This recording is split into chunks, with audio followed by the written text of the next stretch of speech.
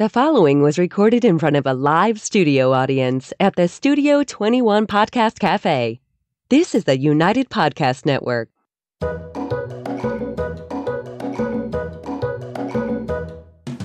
Welcome to the Quirky Dog Podcast, inspired by some of the quirkiest dogs you can ever imagine, and the owners who love them. This podcast is brought to you by the quirky couple themselves, Scott and Jess Williams. Their aim is to educate and entertain. Here's Scott and Jess. Welcome, guys, and happy Wednesday. We are coming to you live here from Salem, New Hampshire, and we're going to talk about muzzles today. We're so excited. But first, we're going to start with the quirky tip of the day. From the muzzled pig. He still honks pretty good, or oinks pretty good with the muzzle on. Hard to keep a good pig down.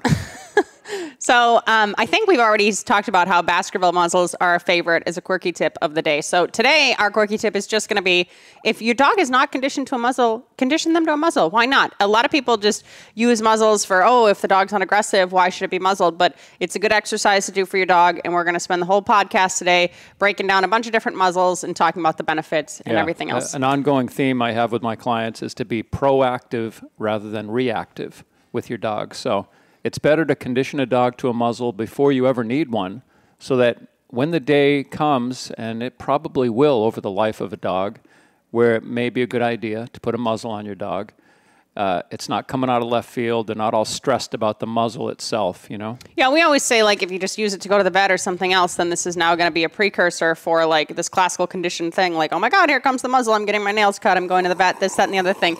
He did slurp his coffee. Said he was going to do that the whole time. But honestly, even if your dog doesn't have aggression issues or you feel like you don't have to be proactive about that, it's a good confidence building exercise. That is actually one of the exercises that we put into our free course, Canine Mind Shift, that you'll see in the commercial at the middle here, because it is a good way to just have your dog work through some stuff, building some mental toughness. Teaching a dog to wear a muzzle is just a nice skill to have. So let's hash this through. There's start a lot wherever of different you want. Styles of muzzle out there. Some are better than others. Price points are all over the place. You can get something for $4 or $5. You could spend $100 on a muzzle. Yeah. I think this one was actually around $100 when I bought this about 15 years ago.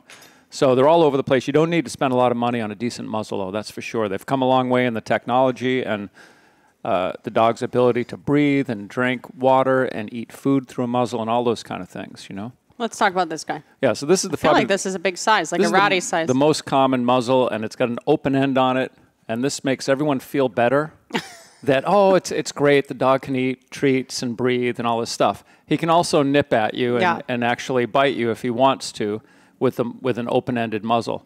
And when you put the muzzle on snug enough, if you get the size where he can't open his mouth, it really inhibits the breathing, and it's really uncomfortable for the dog. So I'm not a crazy proponent of the open-ended nylon muzzle. Even though they're affordable, this wouldn't be our first go-to, whether you're using it for grooming, dog aggression, human aggression, or a lot of people, dogs sometimes get these OCD behaviors where they want to eat rocks or eat sand or something else, so people will sometimes use a muzzle in that context. The open-ended muzzle, they can still get stuff in and ingest stuff. On a positive note, it is a good introductory muzzle, just getting something on the dog's head and clipping it up, because you can easily feed him through the front. It becomes a real positive experience. Look at you finding the good. And I even know people in the dog sport that I used to be in, where one of the exercises is wearing a muzzle and heeling, and they use this open-end muzzle, but you're not allowed to have an open-end muzzle in the competition. So they'll sew a little front onto this that they can just Velcro over the front of it later. So they've had this thing open for the whole time, and there's a little extra piece here, and then they just bring that over and Velcro it to the top. So it's not a muzzle for the safety of handling. It's a muzzle for this sport, which after they Velcro that thing on the front, meets the criteria for an actual muzzle, a closed-end muzzle. For all of our French ring listeners and viewers on the Quirky for anybody, this is a great intro muzzle for just conditioning a dog to putting something on their face, snapping the thing behind their ears, and getting them comfortable wearing something. And dealing with it. If you want to go a little bit safer, but still at a cheaper price point, then we would look at these. Safer. Yeah, well, that's true. Then we would go to these plastic muzzles. The only thing that we don't love about these guys, this is just like a basic plastic muzzle that you can get on Amazon. This isn't a super high quality one. The snaps sometimes can get a little bit funky. So if you step on them or you force it or something, they can get funky. But Scott actually cut the front of this one off because these are a little bit narrow. We just take out one of the treats little and everything. posts in there. Yeah, he takes out the middle there. And the opening you can feed through. So we would recommend conditioning a muzzle with food. Oh, of course. 100% of the time. If you don't have an opening, I mean, the first thing is that you cradle the front of it like that. You drop treats into it so the dog is sticking their head in and eating treats out of it. What I find to be a downside to this particular muzzle, not that the clip isn't that great, but that it doesn't have the strap that comes up between the eyes. For the head. So quite often, if they start pawing at this, they can pop it right off the front, and now you have a dog that doesn't have a muzzle on anymore. They just have this hanging around their neck, and that could be dangerous depending on what type of dog you're working with. Now, as far as the feeding with the muzzle, Scott had mentioned dropping food in, and I just want to clarify, if you're going to do that method, you're not going to just now try to hook it really quick behind the dog's head. Like if they get their nose in to eat the food, you know, rush and get this process done. You want them to have value for sticking their head into a muzzle. Just like with the pig, you would condition like, you know, a few sessions here of like, okay, stick your head in, get a treat, stick your head in, get a treat, rather than just try to rush through the whole thing and make it a negative. Muzzling can be really contentious with dogs. I mean, they really don't want you to put this on them. They have a negative association putting a muzzle on, and it can really become a thing. So conditioning the muzzle properly is a huge, huge step to muzzle training, whether you need the dog to wear a muzzle or you're just doing this as an exercise. Yeah, you may find that, and probably I'd say with 9 out of 10 dogs, it's not that big of a deal, but there have been, and I know some good dog trainers, really good dog trainers, that have had a dog that just fought this muzzle no matter how positive they made it, and it was just a big battle, and it just was very difficult. And with those dogs, you're going to go a little bit slower, I would say, but at some point they have to work through it. I don't know if they have some kind of some kind of phobia about stuff around their head, on their face, but for most dogs, they have no association with the muzzle. Ideally, you're going to start this before they've had a muzzle crammed on their face and been handled at the vet and had a lot of fear associated with the muzzle. Because now when they see it, and I was at a house a couple months back, Jess came with me, where the dog was aggressive, and I said, do you have a muzzle? And they said, yeah, but we haven't put it on. I said, well, get the muzzle. I take the dog, and the dog saw the muzzle and immediately tried to attack me. Came up the leash, boom. So it had a negative association with the muzzle, I would say. To say the least. Yeah. And that is an important point. If you are bringing the dog to the vet, and the vet or the groomer, sometimes groomers will use muzzles, if you're bringing the dog somewhere else and they say, oh, we had to put a muzzle on him, that process is working outside of your home, outside of your hand. So make sure you're doing some stuff at home to make that a more positive experience, because yes, of course, they don't have to train this, and you know, they're not going to be doing 5 sessions of, oh, put the nose in. They need to get the nails done or put an injection in the dog or whatever else is happening at those services. So make sure you take that training back to your house on your own accord. Yeah, I'd say, let's talk like about I said, my be favorite proactive friend, the rather than Baskerville. reactive. All right. So this is another brand. It's called Baskerville, and they used to originally, this is a variation on the basket muzzle, and this is a basket muzzle. It looks like a trash basket almost. But I had one of these originally. It was all made out of wire, and it was great. It was great. Now they make them out of a good hard plastic, which is better because they don't rust. I mean, the one I had that I used all the time that was wire, as that enamel coating rubs off the actual wires, just because you're throwing it in and out of your training bag and whatnot, then it starts getting rusty because it's just made out of metal. And the other thing is, plastic, if the dog muzzle punches, or you know, if the pig muzzle punches, because that's the thing too. If there's some real aggression going on, always muzzle the pig. But just because there's a muzzle on the dog doesn't mean the dog still isn't going to feel the need to try to go up and attack. And this muzzle punching can be painful if the dog's wearing a muzzle and thinking it can still attack. So I would assume the plastic is a little bit easier on somebody than the wire in that regard as well. Well, yeah, but I don't even think about that. I mean, I did have a dog muzzle punching me a while back, but typically things should never get to that extreme with any dog where they're attacking you and muzzle punching you, unless that's your intention and you're working with doing personal protection. But the nice thing about this big open basket muzzle is that the dog can easily drink water through this. There's plenty of openings where the dog can get treats really easily to stick food in the dog's mouth, and it's just less invasive. You know, the bigger the openings, the less invasive it is on the dog. They just have to get used to this big rim being around their, on the top of their snout, you know? Yeah, and for the Baskerville, this is what Scott was talking about, that has the strap that comes up in between the eyes. So now once it goes around the dog's neck and you clip it, then the strap coming between the eyes is going to keep that from falling off or getting pulled off if they go to fight that. And then show the leather one, just because so this one I got years ago with my one of my Malinois for.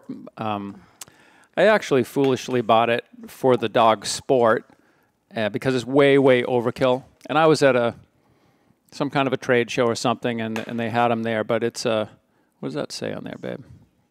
Hard dogs requisites. The company probably still has. And that's like a $100 muzzle, and they use these more for police dog work. This is for literally muzzle punching. Yeah. So this dog comes flying at you. This is for transitioning a dog off of, in my opinion, getting a dog off of the suit material where the guy who the dog is attacking is covered with this big suit, which is a big cue, and that's the big fun thing. And then when you try to get a dog to bite somebody without the suit, most dogs are like, what the hell, where's the suit? You know, there's a transitional point there. So you have to get a dog wanting to attack a person that doesn't have any type of protective clothing on, and at the same time, they can't get hurt.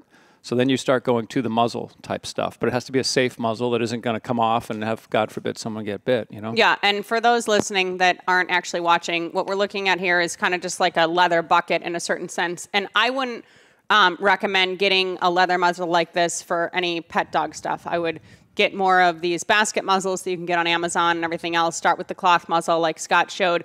And these, I think we used this on a pet dog recently who had kind of a short snout, but that wouldn't be my first go-to. This is a muzzle this is probably the safest muzzle you're going to get, and that's why it's kind of overkill, because there's no way that a dog's going to get this off their head if it's strapped on, and there's no way that the front's going to break or damage. Yeah. If you have a real aggression issue, you don't want to be going with a friggin' $10 muzzle that can be manipulated in some way off the dog's head, you know? Yeah. All right, we're going to go to break super quick.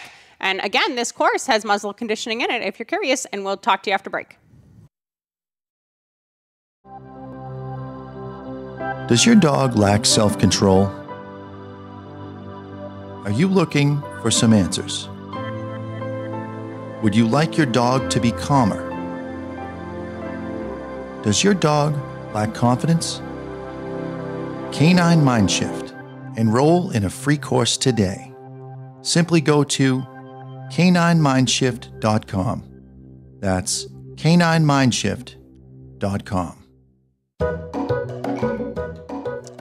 Okay, we're back. So a lot of times dogs, like bully breeds, I would say this is common with, their head is shaped so strangely, or a lot of other brachiocephalic breeds that don't have a long muzzle, that it's really flat-face breeds, if you want to be just more colloquial. It's really hard to find a muzzle that will fit them. So I did some trusty Facebook polling yesterday, and my Facebook feed came through. 2 brands or 2 companies that I would recommend for those types of dogs. One is Trust Your Dog. So if you just type in Trust Your Dog muzzles, it'll come up in a search engine. And basically, they had a biothane muzzle, which was kind of cool. And then they had those vinyl things or whatever that you were talking about. It's a fairly rigid plastic sheet that they have a pattern. I saw these years ago. And they cut the pattern out, and then they rivet the pattern. They fold it all up, kind of like origami. And then they come up with this muzzle, which is surprisingly pretty well made. Yeah, so the Trust Your Dog had those 2 different types, and they're more custom sizes. So you'll be taking different measurements, and that muzzle isn't just like these Baskervilles come in 1 to 6, I think, different size. And they'll say like, oh, if it's this breed, get this size. If it's this, get this. And for the most part, you can find a size that works. But if your dog's head is not like most other dogs' heads, these custom companies are going to help you out more. Another company that I was really impressed with, it looks like they just did the biothane muzzles, was Buma's. So Buma's muzzles. And you can go there, and it's the same thing. You're going to get a muzzle that's being sent to you that's custom fit for you and your dog. And I would recommend that if you're having a hard time sizing, even if you're just training this as an exercise and you don't necessarily need a muzzle for vet care or grooming or anything that you're doing at home. But you never know when a muzzle might come in handy. It happens very frequently. We brought Scott's Mal out for a trial a few years ago to California. He had an upset tummy from the travel. Nothing was wrong. We wanted to make sure he wasn't obstructed. He was at that vet. He needed to be muzzled. It's nice for a dog to be conditioned to a muzzle and be able to have the techs take the dog back while the dog's muzzled. Like, that's a nice thing if need be. And I will say he didn't need to be muzzled. We were proactive in muzzling the dog. We were conscientious. And sending him back with a muzzle for everybody's peace of mind and safety. Yeah. That's all. And the other thing I want to mention, too, is dogs that have some sort of seizure disorder, a lot of times that's just idiopathic epilepsy. If you have a dog that has grand mal seizures in any way, shape, or form, it's very important to know that if you're going to be moving that dog for some reason, if you need to be picking that dog up, bringing it to the vet or anything else, you should at least cover its face. I'm not saying that you should now be trying to get a muzzle on the dog, but cover the face with a towel or something else, because when the dogs are in that state, they don't necessarily know what's going on, and that could be time for a bite. I had a very terrible, traumatic experience in my childhood where one of our family friends, the guy was bitten so bad at 18 years old. I mean, his whole face, when a dog was having a seizure, it was a big to-do. So I do just want to mention that even if your dog's the sweetest dog in the whole wide world, if it does have some sort of seizure disorder, it's important to protect yourself if for some reason you're moving the dog during a seizure as well. Yeah, or any type of injury. I remember I was at a police dog seminar for a 3-day weekend, and there was a bunch of cops and me getting attacked by about 50 dogs that had just come over from Europe. And one of the dogs was chasing this cop who was a big guy. He was like 6'5". The dog jumped and grabbed him by the shoulder and flipped, the guy fell on top of the dog, and it broke the dog's leg. And the first thing they did was they came over with a muzzle, and they put the muzzle on the dog before they picked him up and got him to the hospital, because when a dog is experiencing pain, yeah, you don't know what's going to happen. That's when things can get a little bit hairy. And I think, I went for a long time never using muzzles, and people would say my dog's aggressive. I'd say, give me the leash, let me work with the dog a bit. And I was careful, and I had pretty good luck. But nowadays, seeing aggression kind of getting on the rise, it's getting a little more extreme. Yeah. When someone says my dog's aggressive, he's bit 3 people already, I just show up with a bunch of muzzles. I say, okay, let's get this one on. You put this friggin' muzzle on him. Let me work the dog, and if he's not acting crazy, I can get the muzzle off him within 2 or 3 minutes. But, a dog bite can get real nasty. And yesterday, I had a client text me. I trained their dog for them. It was an aggressive dog, but just fear aggression. It wasn't, just crazy. It just had fear aggression. So I took the dog in for boarding and training. Everything went well. The dog was great for several years. But then, of course, not to blame them, but this tends to be the case. People tend to back off on the training when they start getting the results, months into years of good behavior. They just back off on all the stuff that made that behavior good in the first place. So in this case, what happened was the dog got rushed by a 5-year-old about 3 nights ago. A granddaughter or grandson ran up and grabbed the dog, and the dog turned and bit the kid in the face. Wasn't a bad bite. It was, thank God, it was a scratch. The kid did go to the doctor. But what happened was the husband, the man of the house that owned that dog, got so emotional, he ran up and grabbed the dog and somehow corrected the dog. I wasn't there, but the dog then bit him on the finger, on the thumb. And that wasn't a bad bite either. It was a little tiny bite. Puncture. But that friggin' hand swelled up, got so infected within 24 hours. He is now in the hospital on IV, and they're fighting off, trying to prevent septic through, blood poisoning going through his whole body right now. So it can turn into a really serious thing. So if you have a dog that is nippy, mouthy, you just don't want those teeth.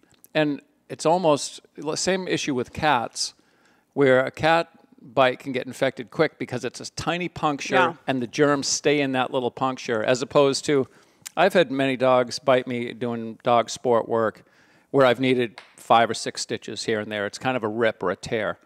Those type of bites don't seem to get that infected. They're opened up, and you can clean them good, and and I've had mine stitched up, and I got antibiotics, and I've never had any big infections start. But then I did get a bite, was that 2 years ago? Yeah. Dog jumped and bit my hand. Didn't tear the skin, but there were just a few punctures. Next day, it's getting red, swelling up. And I just got on antibiotics real quick, and it went away. But, you got to be careful and be respectful of the germs. It's really about the germs. It is. It's not about the bite or and if you're concerned at all while you're doing any handling or any grooming at your own, just use the muzzle. It's not worth risking an issue here, there, and everywhere. And there's also situations, it's hard because when do you need an immediate muzzle? But you can even go on YouTube and you can make a quick muzzle out of a leash by putting that around the dog's nose and then kind of wrapping that around the neck and just doing a quick muzzle for safety. But for the most part, have a muzzle with you, condition the dog to the muzzle properly, and have it so if you need it, if you don't need it, the dog just accepts it. It's just another growth step for your dog to deal with something and work through its frustration tolerance. And we're talking about, okay, you know, you want to condition the muzzle with food and put the muzzle on and feed, and then maybe you stick the muzzle out and the dog puts its head in on its own and you feed. So when you get to the point where you're actually going to be clipping this on the dog's head, first and foremost, I would say dog is on a leash, okay? So now that you go to clip this, you don't want the dog to understand like, oh, I can get out of this and everything else. The first time you go and clip that thing on the dog's head, clip it on its head right away, give it a cookie, and then take it off. Don't just clip it on the head and be like, okay, now we're to this stage, we're going to get moving. Once your dog's comfortable with that, I'd say 1 or 2 sessions, because you've already been conditioning just putting the nose in without the clipping before for other sessions. Then you're going to ask for some behaviors. See if your dog can sit. Can your dog sit? Great. Give the dog a cookie for sitting. Take the muzzle off. If the dog starts to walk and then starts to paw it or something else, you need to prevent the dog from getting that muzzle off. So let's say you took 2 steps, the dog was fine. You go to take 5 steps, the dog has just a full-on tantrum and wants to get this thing off its face, scratching, everything else. Back off of how many steps you're taking. Reward good behavior. Do it in small increments. But then also, as Scott was saying, some of these dogs can be really difficult. At some point, you have to work through that. So I would say if you're a month into your muzzle training and you can't do more than a couple feet of walking, either seek out professional help or you have to up your ante a little bit and make sure that that dog is dealing with this stress and handling it. Because it is different wearing a muzzle and getting on a bed and sitting and downing and heeling and all of these other things. But that's the whole point of wearing a muzzle, is that the dog can do what it does in its normal life, but with something on its face. Well, one technique I learned early on with a dog that did have a lot of aggression issues that I was doing dog sports with that I didn't raise from a puppy. I got him when he was older. And he was kind of a dick. He was dangerous. And I could get the muzzle on him pretty easy, you know, through this positive reinforcement with the muzzle. But then when you go to move the dog, he would immediately go to the ground, start trying to tear that thing off his face. And the trainer that worked with me, who is real good, we're going to have him on the podcast here in the near future. He said, as soon as we get the muzzle on him, run him in a circle, make him run like you're lunging a horse. Yeah, the quicker get him you running move him. around quickly, because when he's running, he can't have his front paws up in the air like this because he needs them on the ground to run. Ran him in a quick circle, stopped, made him sit immediately, and then took the muzzle off. So we're getting reps of him. You don't want him to go to the ground and start, and also they can hurt themselves scratching their eyes. Eye and everything else. And the thing is, the most important part of this is if you are conditioning the dog, the session isn't ending because the dog said, F this, I'm getting this off my face. The session's ending because you got something that you liked and you're removing it, and the dog is also staying in a controlled manner while you're taking this off of its face. That's the important part to remember here, is that you're the one in charge of when it starts, when it ends, and the dog doesn't say, I don't like this anymore, and you say, okay, fine, we'll pick it up tomorrow. Because the more they resist and have success, the harder it is to condition.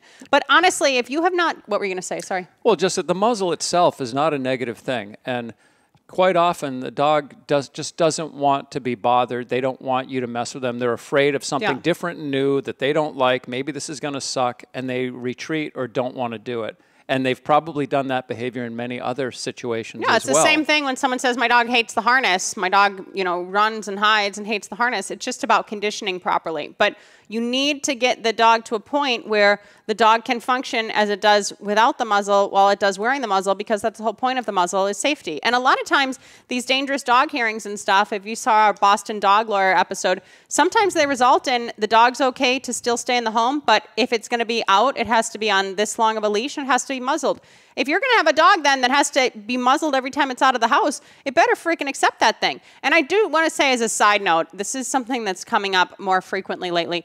If you're going to a daycare and a lot of the dogs there are muzzled, I would ask some questions about that. Now, it's one thing if there's gravel yards outside or mulch or something and there's dogs that want to do that ingesting and that OCD stuff. But if there are dogs within a daycare setting and multiple dogs have to be muzzled, that necessarily might not be the best daycare for you and your dog. And I'm just saying this because it's kind of an influx that I'm just seeing in the industry rising. And I would just ask some questions. I'm not saying not to go there, but just kind of see what their procedures are and what's going on, because that isn't necessarily normal daycare protocol, just as an aside. Well, I would say a good use of a muzzle, and I just saw a dog the other day, a 1-year-old lab mix that has this unpredictable forward aggression with people it doesn't know. And what that means, unpredictable, is that 9 out of 10 people it sees, it's fine. It's happy. And then the 10th person, it lunges at them aggressively to bite. So what that has caused is the woman to have anxiety, to be stressed about walking this dog in any public space. And when people come up, though, and this is not unusual, she's just hoping everything goes well. You don't want to just be hoping everything goes well. I would say, and I told her, condition the dog to a muzzle so that you can now get this dog into more social settings, incorporating some obedience, so that if the dog does act, at least the woman or the handler, whoever the owner is, can rest assured that nobody's going to get bit. Yeah, they're more confident in their handling. And now you can get that dog out in the world more and get him more socialized and have him working in different scenarios. And at least the handler stress isn't going down the leash, which is now causing the dog to be more reactive than it even would have been off leash. So for unpredictable aggression, for sure, check that out. And then you want to also, like Scott said, give yourself some peace of mind. Know that, okay, yes, the dog's out, but if something random happens, people are going to be safe. This isn't going to turn into a little walk that became a lawsuit. So if you have not already conditioned a muzzle, we highly, highly, highly, highly, highly recommend it. And our first go-to would be the Baskerville. You can just get that on Amazon and order one up. Train it, and just train it as an exercise. Train it as a new thing to check off your list. First thing I would start with is the open-end fabric muzzle. He likes it's that. like a $5 item. He likes that for Get them the comfortable cookies. putting that on, clipping it behind their head, giving them treats. They think it's great, and then you could upgrade to a little better, buy more hot secure dogs muzzle. with your nylon muzzle, so they love it. All right, guys, we will see you next week. Thank you so much for joining us. And in the meantime, keep it quirky. Muzzle up. Get him muzzled. The muzzle boy. Whoop, Oh, whoop, my whoop, gosh. Take care, guys. The views and opinions expressed by the hosts, guests, or callers of this program do not necessarily reflect the opinions of the Studio 21 Podcast Cafe, the United Podcast Network, its partners, or affiliates.